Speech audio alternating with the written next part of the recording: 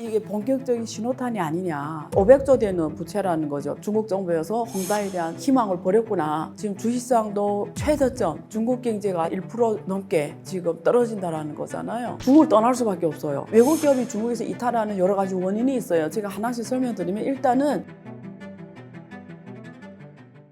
지금 중국 경제에 대해서 많은 언론 그리고 유튜브 채널에서도 여러 전문가님들이 나오셔서 많은 이야기를 하고 있는데요. 가장 주목받았던 것이 헝다입니다. 헝다는 2021년부터 이 파산 위기에 몰려 있었죠. 그래서 당시에 전 세계 경제, 특히 중국 경제에 엄청난 타격을 줬고요. 청산 홍콩 거래소에 중국 헝다가 상장했어요. 그래서 사실 법원의 청산 명령이 그 전에 이루어졌음에도 불구하고 여러 가지 구제책, 그러니까 채권단 간의 협의를 거쳐서 구제책이 나오면 어쩌면 또 다시 회생할 수가 있기 때문에 많은 노력을 기울이는 차원에서 그동안 많이 지연됐어요. 그래서 7차례 연기가 돼서 드디어 2022년부터 지난번에 1월 29죠. 1월 20일까지 모두 총 7차례 법원의 청산 명령이 떨어졌습니다. 그래서 이제는 헝다의 주인인 쉬자인 창업자죠. 이분이 아니라 이제는 그 청산 명령이 떨어지면 이게 협의체가 구성이 돼요. 그러면 거기 본격적인 법적으로 청산 절차에 들어가는 단계에 들어가게 되었고요. 이 때문에 지금 헝다 관련 계열사들이 홍콩에 상장한 여러 가지 계열사 지금 한 3개 정도 헝다 자동차, 물류 이런 주가들이 다 지금 하한가를 쳤고요. 그래서 굉장히 지금 거의 바닥을 쳐서 워낙 중국 경제가 지금 부동산 경제 위기가 터지면서 많이 어려운 걸로 됐는데 이게 본격적인 신호탄이 아니냐. 왜냐면 그동안 헝다가 어렵다고 했지만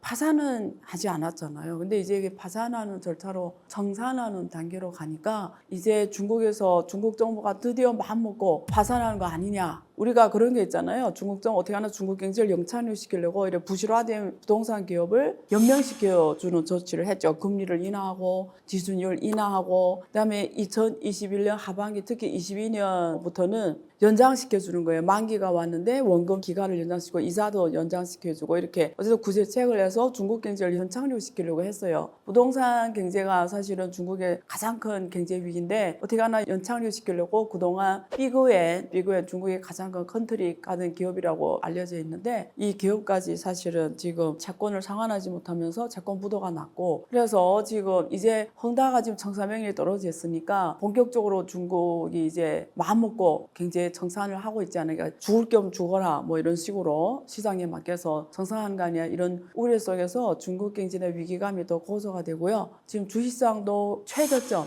역대 3년 이래 최저점을 찍었습니다. 2,800선 조금 넘었고요. 3년 전에는 그래도 3,700 하던 주가지수가 지금 3,700, 800 하던 게 지금 2,800과 800 무너지면서 굉장히 중국 경제에 대한 우려가 더 큰 상황입니다. 중국 부동산은 중국 경제 GDP의 25%부터 30% 차지해요. 그러니까 어떤 범주까지 속하느냐에 따라서 GDP에서 차지하는 비중은 다른데요. 우리가 25%밖에는 30% 연관산업과 30%까지 보면 돼요. 다시 말해서 2023년에 중국 경제 성장률이 지금 5.2%로 나오거든요. 근데 만약에 중국 경제가 지금 차지하는 비중이 우리가 30%란 거는 약 3분의 1이잖아요. 그럼 중국 경제의 부동산이 경착륙이면 중국 경제가 대충 한 1% 넘게 지금 떨어진다라는 거잖아요. 그러니까 1.5 넘게 떨어지면 5.2에서 1.5 감하면 얼마 한 3.7% 경제가 이렇게 크게 성장률 떨어지는 이런 엄청난 충격이 온다는 거잖아요. 그래서 헝다가 사실 2021년도 문제가 터졌고 2022년, 23년 지금 드디어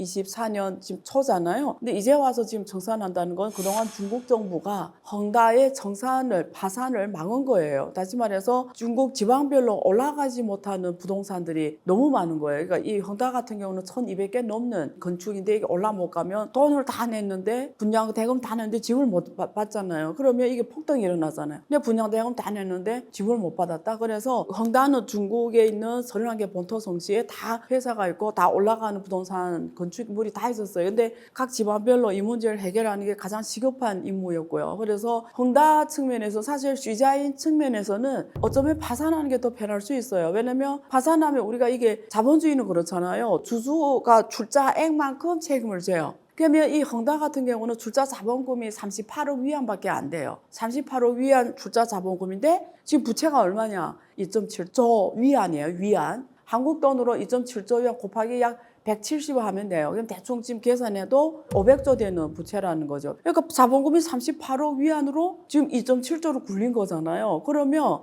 헝다 이 창업자 입장에서는 내가 이거 파산시키면 그냥 내 출자한 38억 위안이 손실인 거잖아. 근데 그동안 지자인 가족이 이 회사에서 벌어간 배당이 얼마나 많겠어요. 그럼 청산시켜도 나는 사실 손실 보는 게 없고 출자한 만큼 손실 보고 끝하고 또 한 뭐 잊혀질만 하면 다시 또 재개하면 되잖아요. 새로운 걸로. 그러니까 그동안 사실은 헝다는 이런 걸 잘 알기 때문에 진심으로 이 문제를 해결하려고 노력하지 않고 어떻게 하나 자산을 많이 자기 주주의 입장에서 많이 도움이 되도록 많이 정리하는, 오히려 자기네 이 망해가는 이 회사에서 어떻게 하나 자기네 이익을 보호하려고, 예를 들면 미국의 법원 청산, 법원 파산 보호 신청 절차를 냈거든요. 그거는 채권단이 마음대로 자기네 자산 처리 못하게 하는 절차였어요. 그래서 중국 정부에서 그거 딱 보고 헝다가 지금 이 문제를 해결할 진심이 없구나. 오히려 자산을 어떻게 하나 보호하려고 빼돌리려고 하고, 이게 옛날에 그 왕젤리, 완다의 왕젤리는 다른 조치였죠. 왕젤리는 이 자산을 예를 들면 1억짜리 막 5천만씩 정산하면서 진심을 보여줬다면, 휘잘리는 1억의 토지를 매입을 했는데 5천만으로 팔면 팔릴 거 아니에요. 근데 그렇게 해도 막 빨리 부채를 정리하는 자세를 보이는데 그런 면에서 되게 미흡했죠. 그래서 작년 10월부터 조사 들어갔고 구금이 됐죠. 조사 차원에서. 그래서 그때 제가 느낀 게 어쩌면 이제는 중국 정부에서 헝다에 대한 희망을 버렸구나. 그래서 사실 홍콩 법원은 그 이전에도 원래 계속 청산 명령을 내리다가 지금 7차례 연장한 거잖아요. 근데 이번에 드디어 이제 구조조정안이 희망이 안 보이니까 이렇게 명령 내는데, 이게 중국 본토의 제 생각에는 어떤 조율 혹은 중국 본토 정부의 어떤 암묵적인 어떤 지시사항 혹은 어떤 정책 방향하고 다른 행위는 못해요. 그런 거 봐서는 이렇게 명령이 나왔다는 거는 중국 본토 정부하고 같은 의미라는 거거든요. 그러면 헝다는 이제는 정리 절차를 가는 게 정리됐고, 그러면 헝다가 지금 두 번째로 큰 부동산 기업인데 앞으로 삐그웨 그리고 앞으로 많은 이런 기업들이 있잖아요. 이런 기업들도 예를 들면 이런 자세로 나오면 다 정리시킬 수밖에 없는 상황이죠. 그러면 부동산 경제는 그렇지 않아도 지금 거의 70개 주요 도시 가지고 우리가 부동산 가격 지수를 매기는데 그중에 66개 계속 가격 하락이에요. 근데 지금 헝다가 완전 정산 절차 들어가니까 설상가상으로 더 가속화될 수밖에 없죠. 그래서 부동산은 지금 상황에서는 점점, 근데 어떻게 보면 좋은 일이기도 해요. 부동산에 묶여있던 돈들이 이 기업들이 정산하면서 그 들어간 돈들이 풀려나올 거 아니에요. 그러면 그게 중국이 지금 지향하는 첨단 산업, 기술 강국, 이런 중국의 몽, 중국의 꿈, 이런 어떤 원천 기술 확보의 이런 신흥 산업, 미래 산업에 돈들이 투자될 수가 있기 때문에 오히려 안 되는 애들은 빨리빨리 정산시켜서 시장에서 조정당하게 하고 그 돈들이 오히려 더 효율성 있고 미래 지향 산업에 가는 건 또 긍정적일 수도 있는데, 그건 문제는 오래 걸리는 거죠. 중국 GDP 대표 선수로, 그 산업이 대표 선수로 뛰게 하려면 굉장히 긴 세월이 필요하다. 근데 당장 부동산은 중국 경제를 안정하게 가는 가장 중요한 산업인데 지금 무너진다면 당장은 중국 경제가 샥이 있고 멀리를 보면 긍정적일 수 있다. 근데 요 중간에 우리가 바퀴를 갈아탄다고 제가 표현을 늘 해요. 자동차 바퀴 하나는 타이가 구멍이 난 거죠. 바퀴를 발할 때 어떻게 중국 경제가 스무스하게 이 바퀴를 깔아서 미래지향적으로 갈 수 있냐는 중국 정부가 굉장히 큰 도전이고 또 전 세계 모든 나라에도 영향이 미칠 만큼 엄청난 도전이죠. 그래서 중국 경제는 쉽게 말하면 부동산이 미래 10년에 필요한 부동산 지금 다 지었다고 생각하시면 돼요. 이 말을 아주 쉽게 표현하면 중국 경제가 그동안 10%로 막 두 자릿수 성장했고 후에 8%, 7%, 6% 지금 5%대 왔잖아요. 이렇게 우리 보기에는 연착륙 할 수 있었던 거는 계속 이런 문제를 지연시켰던 거죠. 어떻게 하나 연착을 시키려고. 그래서 미래 10년을 땡겼었다. 그러면 앞으로 10년은 그게 상환할 일밖에 없다. 미래 10년 발전을 내 지금 미리 땡겼었으니까 지금부터는 대가를 치러야 되는 일밖에 안 남은 거죠. 그래서 투자자 입장에서는 롱텀으로 중국 경제를 바라볼 수밖에 없다. 이렇게 말씀드릴 수가 있습니다. 중국 정부 같은 경우에는 지금 헝다 이번에 지금 홍콩 법원에서 정산하게끔, 이게 동의 없이는 이렇게 못 진행이 됩니다. 그래서 근데 이번에 지금 절차적으로, 법적 절차적으로는 헝다에 대해서 법원에서 정산 명령을 내렸는데 결국은 사업체가 다 본토에 있기 때문에 본토 법원 또 승인이 필요해요. 근데 이게 사전 조율 없이 단독으로 홍콩 법원이 이렇게 하기엔 저는 어려운, 왜냐면 전 세계에 미치는 영향이 너무 크고 중국 경제에 미치는 영향이 너무 큰 사안이기 때문에 홍콩 법원이 마음대로 이렇게 할 수는 없다고 저는 판단합니다. 그래서 다 사전적으로 조율이 있지 않았을까. 그런 면에서 앞으로 중국 법원 승인이나 이런 거 받기는 어렵지 않다고 생각하고요. 중국 당국의 결심을 보여주기도 하고 오히려 어떻게 이걸 지금 잘 정산이 돼서 특히 아까 분양 대금을 다 냈지만 집을 못 받은 사람들이 지금 중국 작년 4월에 법안이 나왔어요. 이런 사람들은 우선 청구권을 준 거예요. 그러니까 건설 대금을 아직도 못 줬거든요. 황당하게. 근데 이런 건설 대금, 건설공사에 주는 그 이전에 분양 대금을 냈던 사람들한테 그 부동산 매수 자금을 장환해라 우선 청구권 줬거든요. 그러니까 이런 걸 봐서는 어떻게 하나 이 문제를 중국 당국에서 지금 결심하고 해결할 의지가 있는 것 같은데 문제는 앞에서 말한 것처럼 GDP의 1.7% 정도, 1.5% 떨어지는 이 샥을 어떻게 중국 당국에서 스무스하게 다른 성장의 엔진으로 그걸 이렇게 메꿔야 되는가. 그냥 소비 주도형이잖아요. 중국 국내 소비를 활성화시켜서 투자 하락에 따른, 부동산 투자 하락에 따른 이 GDP 감소를 소비 확대로 이렇게 이끌어가야 되고 수출 확대로 이끌어가야 되는데 수출 확대는 사실은 미국이 계속 중국을 견제하면서 수출은 계속 어려움에 봉착하고 이제 11월에 미국 트럼프 대선까지 성공하면 트럼프는 이제 자기 대선에 성공하면 중국에 대해서 60% 관세를 때리겠다 하거든요. 그냥 수출은 아예 힘들다고 보면 돼요. 그냥 중국 내수 소비를 빨리 키워서 소비 경제, 중국 소비로 이렇게 경제 성장을 떠받쳐가는 이런 소비 주도형 경제로 빨리 체질이 변해야 되는데 중국 사람들이 3년 동안 코로나를 거치고 또 지금 부동산 경제의 이런 경착륙을 보면서 지갑이 잘 안 열리니까 중국 당국은 지금 어떻게 하나 지준율 인하하고 금리 인하하고 대출을 확대하고 또 농촌 하향, 가전이라든지 이런 걸 농촌에 많이 소비시키고 어떻게 하나 소비를 일으키려고 지금 노력하고 있지만 봐야죠. 근데 일단은 지금 주가 지수로 봤을 때 그리고 올해 경제 성장률 목표를 지금 양회가 3월에 열리는데요. 지금 지방 양회가 열리고 있습니다. 1월, 2월. 각 지방에서 제시한 성장률을 봐야 되겠지만 각 지방에서 제시한 성장률 보면 중국 국내 경제, 국내 문제를 중국 당국자가 어떻게 인식하는지 보이거든요. 각 지방별로 올해 경제 성장률 목표를 5% 제시하는지 4% 제시하는지 6% 하는지 이게 그게 3월에 중국 전체 중앙정부의 경제성장률 목표로 제시가 되는데 그때 중국 제시된 성장률 목표가 중요합니다. 지금 보통은 5%로 보는데 OECD나 이런 세계경제기구는 올해 중국 경제 성장률을 4%, 4.7%, 4.5, 4.7% 가장 낮게 보는 게 4.2% 이렇게 보거든요. 그래서 우리가 3월 초에 열리는 중국 양회에서 제시된 성장률 보면 중국 당국이 어떻게 중국 경제 문제를 인식하고 있고 앞으로 어떻게 끌고 가겠다는 게 대충 보일 것 같아요. 그리고 지금 1월, 2월 지방별로 또 발표가 되는 경제 성장률 목표 이런 걸 보면은 지금 어떻게 중국 당국이 인식하고 있는지 현재 문제 인식하고 있는지 보이고요. 봅시다. 예.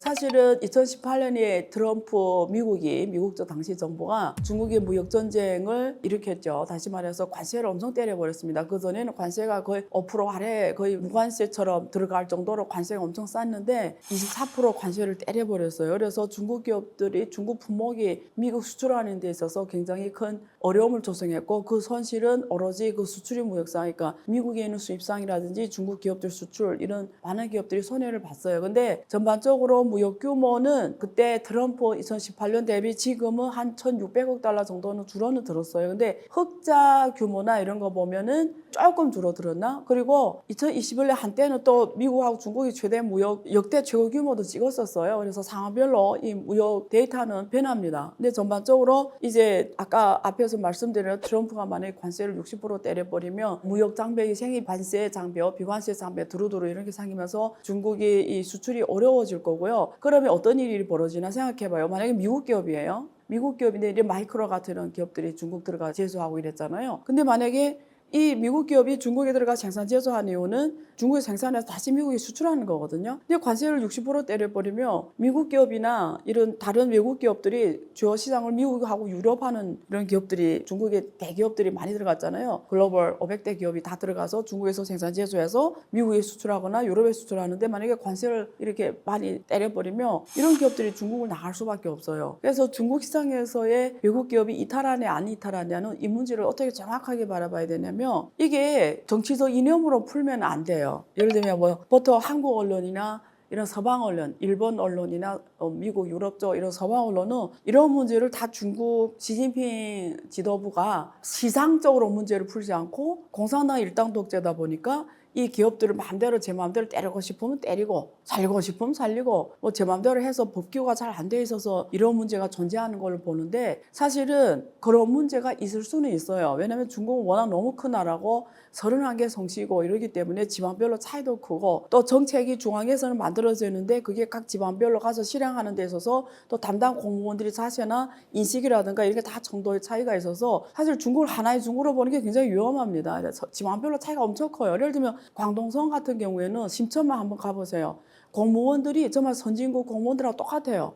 이렇게 철저하게 서비스 자체로 돼 있어요. 공무원들이 어떻게 하나 기업이 와서 일을 잘 보도록 기업이 와 생산 제조 잘할 수 있도록 기업의 최저 환경 주려고 엄청 공무원들이 노력하거든요. 대신 이 북쪽이라든가 이런 덜 발달한 중국 각 성리는 또 관료가 엄청 관료주의예요. 엄청 그 공산당 관료가 뭐 내가 하나님이다 식으로 기업들을 대한단 말이에요. 또 그런 성 분명히 존재해요. 근데 그걸 가지고 전체 중국을 말하는 건 좀 아닌 것 같고 그걸 가지고 외국 기업이 중국 이탈한다. 그 주요 원인으로 보는 건 아닌 것 같아요. 왜냐면 만약에 중국 자체의 원인이 주요 원인이었다면 옛날에 들어갔던 기업들이 지금 이탈하지는 않았겠죠. 왜냐면 옛날에 더 안 좋았으니까. 경영 환경이 옛날에 중국이 더 안 좋았죠. 지금 그때 비해 엄청 좋아진 거예요. 이런 문제 가지고 중국 외국 기업이 이탈하는 것처럼 보면은 굉장히 좁게 보는 거고요. 외국 기업이 중국에서 이탈하는 여러 가지 원인이 있어요. 제가 하나씩 설명드리면 일단은 글로벌 환경이 변했어요. 무슨 말이냐면 중국 국내 환경이 변했어요. 인력이 너무 비싸졌죠. 그러면 베트남이라든가 인도라든가 이런 노동 밀집형 산업들 있잖아요. 옷을 만들고 가방 만들고 이런 기업들은 노동 월급이 되게 중요하잖아요. 그냥 월급이 싼 데 갈 수밖에 없어요. 이거는 중국 정부가 당시 이 기업을 할아버지처럼 모셔도 중국을 떠날 수밖에 없어요. 왜냐면 내가 중국 정부가 공산당 정부가 내 할아버지처럼 모실 때 제발 중국에서 남아줘? 못 남아요. 마음적으로 남고 싶어도 왜? 월급이 그렇게 높아지는데 어떻게 그 담당해요, 인력비? 왜냐면 가방이나 신발 이런 거 마진이 되게 낮아요. 10%. 그럼 그게 월급이 10%씩 올라가면 어떻게 감당합니까? 그래서 이런 노동 밀집형 산업은 2008년 이후로 이미 다 중국을 떠나기 시작해서 거의 마무리됐어요. 그래서 섬유 산업은 방글라데시, 전기전자는 베트남 이렇게 지역별로 다르게 다 떠났어요. 그래서 이런 기업들이 경쟁력 생산원가 상승에 따른 이전은 2008년부터 이루어졌다 이런 말씀을 드리고요. 이런 걸 가지고 막 지금 어떤 이념적인 미중 갈등 막 연결시켜서 말하면 안 돼요. 그래서 이런 게 있고 두 번째 기업들이 어떤 기업들이 떠나냐 이런 기업들이죠. 그러니까 미국이 관세를 때려버렸잖아요. 그러면 원래는 24% 관세 없을 때는 우리 이게 경쟁력이 있었는데 24% 관세를 때리면서 수출이 어려워지는 거예요. 그러면 어떻게 해? 중국에서 하고 싶어도 못하는 거예요. 근데 내가 중국에서 할 때는 미국 수출할 때 24% 관세를 맞는데 때려 맞잖아요. 근데 똑같은 걸 내가 베트남에서 하면은 그 관세가 없잖아요. 그럼 이런 기업도 할 수 없이 갈 수밖에 없는 거예요. 근데 미국에서 이런 정책 실시한 이유는 미국에 와 미국 제조예요. 메이드 인 아메리카. 야, 중국에서 하지 말라. 미국 와서 생산 제조해라. 돌아오라는 거거든요. 그래서 이런 기업들이 미국 돌아가서 미국 국내에 생산하면 엄청난 보조금을 주는 거예요. 그러니까 오라는 차원에서 관세를 때려서 강박으로 중국 나와서 미국 오라는 거거든요. 그래서 이런 거는 이런 어떤 미국에서 취하는 중국 견제 조치 때문에 또 나갈 수밖에 없는 상황이고요. 이게 두 번째 부류고요. 세 번째는 중국이 3년 동안 코로나 하면서 전 세계에서 볼 수 없는 많은 정책들을 취했어요. 예를 들면 밖에 못 나가게 장기간 못 나가게 한다든가 그 아파트 내 안에 단지 안에 상해 봉쇄를 했잖아요. 근데 이런 과정에서 전 세계에서 많은 나라와 국민들이 뉴스를 통해 봤잖아요. 와, 저렇게 한 도시를 봉쇄하고 아파트 안에 못 나가게 하고 사회주의 때 물고 배고 해주지 물고 배고 그걸 못 받으면 굶어야 되고 이런 상황이 전 세계에서 언론에서 보도되고 또 실제 상해 중국에서 외국인들이 가장 많이 있는 도시입니다.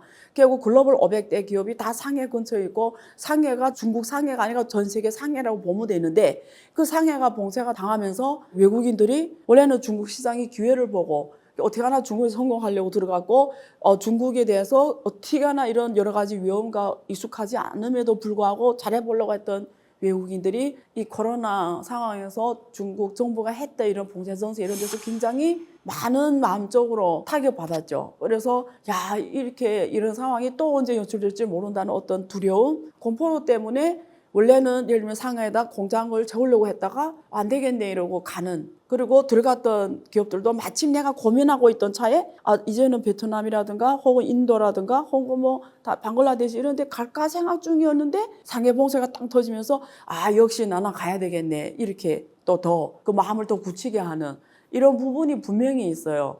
그리고 중국에서 했던 여러 가지 조치들, 정책 조치, IT 기업에 대해서 2021년에 했던 제한 조치라든지 게임 산업에 대한 이런 제한 조치 이런 것들은 사실은 중국 정부 입장에서는 그걸 하는 이유가 있어요. 정책 배경이 있거든요. 근데 외국인들은 그 중국 국내 상황을 알 수도 없고 또 뭐 저처럼 중국 문제를 연구하지도 않기 때문에 중국 전문가도 아니에요.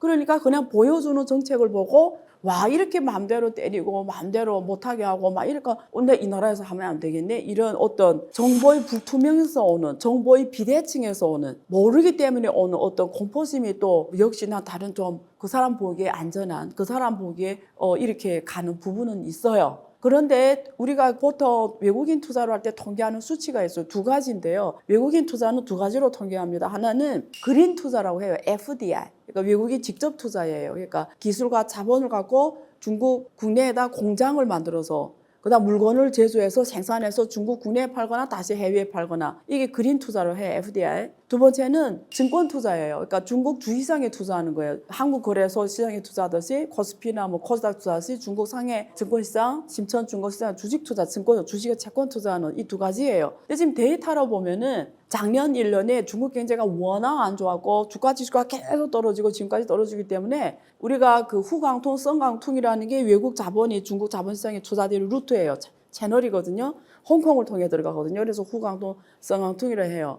그러니까 홍콩 거래소하고 중국 상해 거래소 연결된 거예요. 그 후강통, 홍콩 거래소와 심천 거래 연결된 거 성강통이에요. 그 여기를 통해서 외국인이 자본이 들어갔다 투자했다 수익되면 나오고 이런 걸 하는데 그 자금 많이 줄어들었어요. 작년에 약 61억 달러 역대 최저 2017년 이후 최저를 기록했거든요. 그래서 주식시장이 안 좋으니까 이거 나오는 거고 근데 이런 돈은 언제 다시 들어가요. 생각해봐요. 주식시장이 지금 저점이잖아요. 그러면 이게 중국 경제가 어쨌든 또 어떤 섹터에서는 상승할 수밖에 없잖아요. 갈 수밖에 없으면 이런 자금 나왔다가 다시 들어가게 돼 있어요. 그래서 작년에 61억 달러, 올해는 뭐 100억 달러 될 수도 있어요. 왜냐하면 저점을 찍기 때문에 또 어떤 자본들은 이 기회네, 주식시장이 기회네, 더 떨어질래도 떨어질 공간 없네 이러면서 또 다시 들어갈 수 있기 때문에 올해는 언제든지 이 외국 투자자는 다시 들어갈 수가 있어요. 근데 아까 그린 투자, 직접 투자는 원가 상승에 따른 이런 산업은 다시 돌아오지도 않을 거고요. 그 미국이 이제 트럼프가 올라오면 또 관세를 어떻게 때릴지 또 다른 어떤 경제적 이런 또 민감한 미국하고 중국 간의 이런 기술 패권 전쟁 무역 패권 전쟁, 어떤 외부적 글로벌 미중 갈등 속에서 이런 위험에 노출된 이런 산업들은 또 기업의 입장에서 부득이하게 또 조정이 될 수밖에 없죠. 중국의 어떤 이런 시진핑 지도부가 했던 많은 정책 조항에 실망했다 해서 나간 기업들은 안 오겠죠. 근데 저는 이 방송을 혹시 보는 기업 대표님들이 계시면 이런 말씀을 드리고 싶어요. 우리가 문제를 너무 과대해도 안 되고요. 너무 과소해도 안 돼요. 그리고 편견으로 문제를 잘못 짚으면 안 돼요. 예를 들면 요즘에 뭐 대만이 그 민진당의 라이칭더가 총통에 당선되면서 당장 중국에서 뭐 당장 때린다라는 이런 뉴스도 많이 나오고 뭐 어쩌고 막 이렇게 과대돼서 엄청 나가는 게 있는데 그런 것 때문에 기업은 그런 데 휘둘리면 안 돼요. 기업이 해야 되는 건 하나예요. 위험과 기회를 동시에 볼 줄 알아야 돼요. 오히려 위험이 크면은 기회가 커요. 예를 들면 이런 거예요. 외국 기업이 다 이탈한다는데요? 외국 기업이 다 중국으로 나간다는데요? 이 말은 다른 말로 해석하면 그 기업들이 있던 자리가 비었다는 거예요. 결국 중국은 워낙 시장이 크잖아요. 전 세계 어느 나라도 중국 시장 대체할 수가 없어요. 그리고 중국은 전 세계에서 가장 생산 제조 공급망이 잘 돼 있는 유일한 나라예요. 미국이 아무리 관세를 때려서 미국 기업들로 미국 와서 해? 절대 안 됩니다. 이거는 공급망 문제는 짧은 시간에 안 되고 어떤 뭐 관세 정책, 어떤 비관세 장벽으로 때려서 당장 미국의 완벽한 생산 제조 생태가 이루어지는 게 아니에요. 이거는 불가능한 일이에요. 그렇기 때문에 너무 과대하게 문제를 받아 안 되고 또 너무 과소평가도 안 되기 때문에 냉정해야 돼요. 그러면 기업이 지금 체크해야 되는 거는 가장 그러니까 가장 발생 가능한 확률이 어떤 시나리오 펼쳐질까? 그걸 먼저 냉정하게 볼 줄 알아야 되고요. 자, 그럼 이런 기업들이 나간다는 거는 그 큰 시장이 비었다라는 거거든요. 그러면 거기에서 우리 기업이 어떤 장점이 그 빈 공간을 채울 수 있는지 위험은 크지만 그래서 하이 리턴이라는 거예요. 위험이 높지만 수익이 높다라는 거예요. 글로벌 질서가 막 지각 변동이 할 때는 어쨌든 그런 게 있잖아요. 막 변동이 할 때는 어떤 공간이 생기잖아요. 이게 우리 상식이잖아요. 그럴 때는 그 공간이 기회라는 거예요. 이런 걸 보는데 내 초점을 더 붙여야 돼요. 다 나간다더라. 다 망한다더라. 이게 도움이 하나도 안 돼요. 그래서 오히려 지각이 큰 변동할 때는 어떤 공간이 생겨서 빛이 들어오는 때거든요. 그게 뭔지를 기업 대표들은 그걸 볼 줄 알아야 되는 거예요. 뭐 사람들이 머리에서 막 따라가고 그렇다 안 된다더라, 다 나간다더라, 무슨 망할 중국에 투자하네, 거기 공조하면 안 돼요. 우리는 기업이 대표라면 중국이든 일본이든 베트남이든 미국이든 독일이든 인도네시아, 방글라데시 똑같은 눈길로 봐야 돼요. 거기다 뭐 어떤 성씨를 붙이면 안 돼요. 왕씨네는 뭐 어떻고 이거는 의미가 없어요. 그러니까 위험과 기회, 기업이 해야 되는 건 위험과 기회, 요 딱 두 눈으로 평가할 줄만 알면 돼요. 그리고 시나리오별로 내가 대응책을 찾으면 돼요. 네. 중국이 혼자 동네에서 놀다가 세계 선수권 대회에 올라갔다고 보면 돼요. 전 세계 성장의 가장 중요한 국가로 된 거죠. 미국이 자기의 패권주의를 유지하려면 중국을 견제할 수밖에 없고, 11월에 지금 트럼프가 오냐 바이든이 계속 집권하냐는 아주 중요한 문제입니다. 미국 중 갈등을 오히려 역으로 내가 이용할 수 있는 게 우리 기업한테는 있을까? 있습니다. 미국하고 중국은 79년 1월 1일에 수교를 하고요. 당시에 중국은 세계에서 가장 큰 사회주의 국가였죠. 근데 극사회주의 국가와 세계 최대 자본주의 국가가 손을 잡은 게 79년 1월 1일입니다. 그때부터 중국과 미국 관계는 해빙 모드로 시작이 됐고, 중국은 78년 11월부터 시작해서 개방으로 걸었고, 서서히 자본주의 요소를 도입하고 했고, 지금은 사회주의 시장경제라는 이름으로 전 세계에서 가장 큰 사회주의 국가이면서 또 가장 큰 시장경제 국가이기도 해요. 여기까지 왔죠. 그리고 글로벌 공급망 속에서 중국이 2001년에 WTO에 가입을 합니다. 세계무역기구에 가입을 해요. 근데 여기에는 미국이 엄청난 도움과 협력이 있었죠. 미국의 암묵적인 지원과 승인과 이런 게 없으면 불가능합니다. 그러니까 어쨌든 그래서 2001년에 WTO에 가입을 하면서 중국이 혼자 동네에서 놀다가 2001년에 WTO 가입하면서 세계 선수권 대회에 올라갔다고 보면 돼요. 선수권에서 마을에서 복싱하다가 세계 선수권 대회에 올라가서 복싱해서 드디어 챔피언이 됐다고 보시면 됩니다. 제조업의 챔피언이. 이 배경에는 다 미국과의 협력이 있었던 거예요. 그래서 2008년에 금융위기 터집니다. 미국 금융위기 터지면서 하면서 미국 경제가 옛날 같지 안 한 거예요. 전 세계에서 차지하는 미국 경제 비중이 과거에 40%에서 지금은 20%대로 떨어졌어요. 대신에 중국 경제가 전 세계에서 차지하는 비중이 지금 전 세계 경제 성장의 30%를 중국이 하거든요. 그러니까 중국이 이제는 전 세계 성장의 가장 중요한 국가로 된 거죠. 그래서 미국이 사실은 2008년부터 중국을 견제하기 시작을 했어요. 근데 그게 본격 더 가시화되고 우리 눈에 띄우고 많은 사람이 인지가 된 건 2018년 트럼프 미국 정부 때였지만, 사실 오바마 정부 때부터 중국이 이미 화웨이 기업이라든가 미국 기업들 인수나 이런 거 못하게 했거든요. 그러니까 이미 견제가 시작이 됐고, 또 중국은 지금 기술 굴기라고 해서 기술까지도 이제 미국을 따라잡을 정도로, 반도체만 빼면은 상당 부분 영역에서 이제 오히려 미국을 초월할 정도로 특허 1위 이런 순위로 많은 첨단 영역도 따라왔단 말이에요. 그러니까 지금 남은 게 반도체인데 미국은 어떻게 하나 중국의 반도체 굵기를 막아야 되는 상황이에요. 자기네 패권주의를 유지하고, 또 중국 위안화 국제화해서 달러 기초 통화에도 도전을 합니다. 그러니까 달러가 기초 통화된 거는 석유라든지 그 사우디 석유에 매칭시킨 거잖아요. 달러 결제를 석유 결제를 달러 결제로 하면서 기초 통화 힘을 계속 써왔는데, 이제는 중국이 이런 석유 공급 국가들, 오펙 국가들, 예를 들면 사우디라든지 이란이라든지 이런 나라 위안화 결제, 석유를 할 때 위안화 결제, 달러 기초 통화에다가 도전을 하고, 이런 면에서 위협감을 느끼고, 또 성장이 미국 대비 훨씬 빠르고 이러다 보니까 또 중국 사람 천성적으로 부지런하고 자본주의에 익숙하고 장사도 잘하고 사업도 잘하고 어쨌든 굉장히 위협을 느끼게 된 거죠. 그래서 지금 견제할 수밖에 없다는 거죠. 그래서 지금 많은 또 제조업 생태계도 전 세계에서 중국이 가장 잘 돼 있어요. 인력도 풍부하고 제조업 생태계도 다 모든 산업이 다 있다고 보면 돼요. 이 말은 쉬운 말로 하면 여러분이 중국 가서 사업한다? 몸만 가도 된다는 얘기예요. 아이디어만 있으면 된다는 거예요. 필요한 건 다 있다는 거예요, 현재. 다른 데가 조달할 필요 없어요. 근데 다른 나라는 안 그래요. 그 나라에 가면은 필요한 거는 중국에서 수입해 가야 되는 거예요. 예를 들면 이런 정도라는 거죠. 그러니까 미국이 제조업이 또 공동화가 일어났죠. 그러면서 블루칼라들이 일자리를 다 잃어버렸잖아요. 그래서 트럼프가 고통을 타서 야, 너네 블루칼라들한테 너네 일자리 잃어버린 건 중국 때문이다.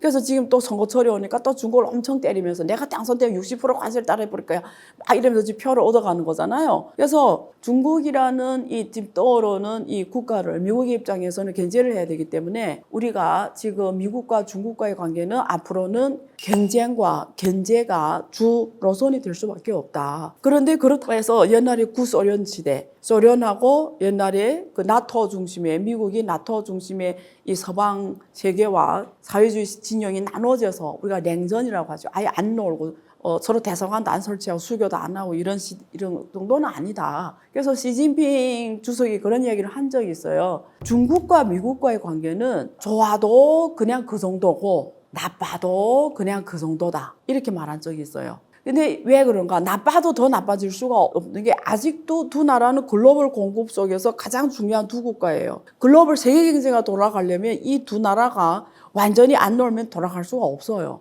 그 정도로 세계 경제는 이미 서로 몸이 이렇게 한 몸이 됐어요. 그렇기 때문에 어떤 대통령이 올라와서 안 해! 이래서 그 갈라질 수 있는 경제 체계가 아니기 때문에 시진핑 주석이 그렇게 얘기하는 거예요. 나빠도 우리가 그 당시 상상 이상으로 나빠지지는 않고 그렇다고 아주 좋아질 수 있냐? 과거 개개방 거치면서 미국하고 중국처럼 서로 윈윈하는 그 정도로 갈 수 있냐? 또 그것도 아니라는 거죠. 왜? 앞에서 말씀드린 대로 중국이 이제는 상당 부분 올라왔기 때문에 미국이 자기의 패권주의를 유지하려면 중국을 견제할 수밖에 없고 어떻게 하나 못 가게 할 수밖에 없는 상황이기 때문에 그래서 제가 미중 간의 관계를 제가 정리할 때 미국과 중국의 관계는 량전이다. 그러니까 양전, 한국어로 양전, 영어로 냉전은 cold war라고 해요. 영어로 cold war. 근데 량전은 cool war. 쿨하다, 시원하다. 영어로 cool war. 그래서 열전은 전쟁입니다. 군사 전쟁하는 거 지금 대만 이슈가 있죠. 어쨌든 근데 제가 말한 거는 열전도 냉전도 아닌 쿨워다 양전이다. 경쟁하되 또 협력할 때도 있다. 여러 가지로. 미국하고 중국과의 관계는 양전이다. 네, 양전이라는 거는 경쟁도 하고 견제도 하고 패권 싸움도 하고 하지만 또 협력할 때는 해야 된다. 예를 들면 이스라엘과 하마스 전쟁에서 사실은 미국이 지금 이스라엘 편에 서서 어쨌든 하고 있지만 이 전쟁에서는 중국 협력이 필수입니다. 왜? 이란이 있기 때문에. 그리고 지금 우크라이나와 러시아 전쟁 있잖아요. 이런 굵직굵직한 국제 문제에서 사실은 미국은 중국의 협력이 필요해요. 또 북한 이슈라든지 이런 면에서 그래서 여러 가지로 또 친환경 문제, 탄소 중립 문제 이런 데 협력할 수밖에 없고요. 글로벌 빈곤 문제 이런 또 어떤 이런 테러 문제 등등에서 협력할 수밖에 없습니다. 그래서 우리 너무 그렇게 극단적으로 문제를 볼 필요는 없고 우리가 항상 변증법적으로 변하는 시각으로 안 변하는 본질을 볼 줄 알아야 된다. 이렇게 보시면 되겠습니다. 올해 가장 중요한 선거가 있어요. 뭐 한국인들 입장에서는 4월에 지금 총선이 있잖아요. 가장 중요하고요. 1월 13일에 또 대만 총선 선거와 그리고 11월에 미국의 대선 선거는 동북아, 이 한반도가 있는 이 동북아 정세를 규정하는 가장 중요한 선거예요. 그래서 중요하다라는 건데요. 11월에 지금 트럼프가 오냐, 바이든이 계속 집권하냐는 아주 중요한 문제입니다. 트럼프가 지금 오면 하는 말들이 있어요. 이 사람은 투표를 끌어올려고 발언을 강경하게 하는 스타일이에요. 전략입니다. 그래서 이번에 자기가 대통령이 되면 관세를 자기 집권 기간 24% 때렸는데 지금 60%를 때리겠대요. 말도 안 되는 어떻게 보면 정말 이게 황당한데 어쨌든 60% 때릴 사람이에요. 그 사람은 솔직히. 그래서 그렇게 하겠다 하고 또 지금 나토는 뭐 필요 없다 뭐 이런 식으로 동맹국에 대한 가치를 안 줘요. 그러면 지금 바이든은 트럼프와 가장 다른 게 뭐냐면 동맹국에 대한 가치를 엄청 높이게 주잖아요. 그래서 이런 문제에 대해서 동맹국 가치가 있나 중국 견제에 있어서 동맹국을 앞세워서 하는데 트럼프는 그냥 시장 원리로 하겠다는 거예요. 누가 미국의 보호 필요해? 미국의 보호 필요하면 돈 내. 대만 문제도 트럼프는 그렇게 말해요. 대만을 바이든은 무식하다. 네가 그렇게 도와주겠다고 말하면 안 된다. 그때 가격 제시한 걸 보고 도와줄 땐 도와주고 가격 맞추면 도와주고 그렇게 말하지 말라. 왜 미리 도와주겠다고 말을 하냐. 그러니까 무조건 돈으로 하겠다는 거예요. 대만 문제에서도 돈을 안 내면 우리는 돈 안 준다. 뭐 이런 식으로 이런 식인데 실제 그렇게 하는 다른 문제는 말은 그렇게 해요. 일단. 그러니까 동맹국 가치를 항상 시장 원리로 접근해요. 트럼프는. 그래서 앞으로 불확실을 혹시 키울 거예요. 거기에는 윤석열 대통령이 대한민국과 미국과의 관계에도 변화가 있을 거고요. 뭐 동맹국 관계는 변하지 않지만 동맹국 가치를 적게 주기 때문에 가치를 크게 두지 않기 때문에 한국에 대해 엄청난 돈 요구를 할 거예요. 미국 주둔 부대에 대한 이런 군사 방위 이런 면에서. 그러면 또 한국 입장에서는 이런 미국이 왔다 갔다 하니까 우리 또 국방 문제라든가 이런 문제에서 전략이 한국은 또 변할 수밖에 없잖아. 일본도 똑같습니다. 일본에도. 그러니까 이런 것들이 일단 변화가 올 거고 바이든은 동맹국 가치를 높게 주기 때문에 지금 유럽과 관계도 무난하고 또 이 일본과 한국, 지금 미국 이 한미일 공조가 있고 그거 어느 때보다 지금 좋잖아요. 그러니까 이런 것들이 만약에 바이든이 계속 집권한 변화가 없는데 트럼프가 오면은 한미일 공조부터 바로 지금 문제가 생길 거고 변화가 가격이 안 맞으면 안 한다 이거예요. 그러니까 나토도 그냥 중국 입장에서 어떻게 했어요? 나토가 만약에 미국이 참여를 안 하면 만약에 그런 식으로 가버리면 중국 너무 땡겨하겠죠. 모아서 맞는 거랑 한 사람하고 싸운 거는 다른 게임이잖아요.